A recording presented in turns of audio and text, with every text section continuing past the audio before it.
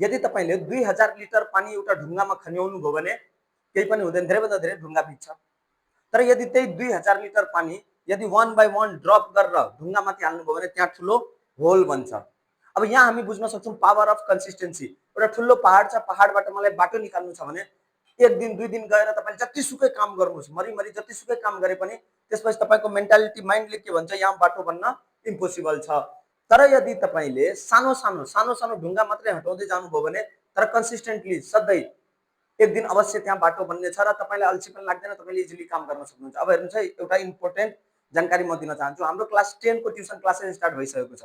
Physical class गर्न चाहनुहुन्छ भने विराटनगरमा तपाईले इजिली गर्न सक्नुहुन्छ।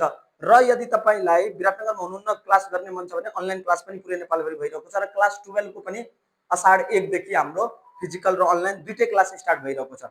र अर्को कुरा के भन्न चाहन्छु भने हाम्रो यहाँ होस्टेल छ है। यो होस्टेलमा लिमिटेड सिट अहिले छ। हामीले केही सिटहरु बढाएका छौं।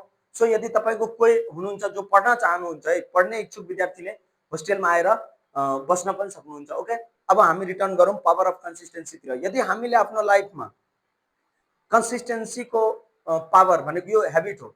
यदि कन्सिस्टेन्सी को ह्याबिट जेनेरेट गर्यौं भने चाहे तपाई जुनसुकै फिल्डमा हुनुस्, तपाईले इजिली त्यहाँ लक्ष्य प्राप्त गर्न सक्नुहुन्छ। ओके, फेरि हामी भेट्छौं अर्को भिडियोमा। धन्यवाद।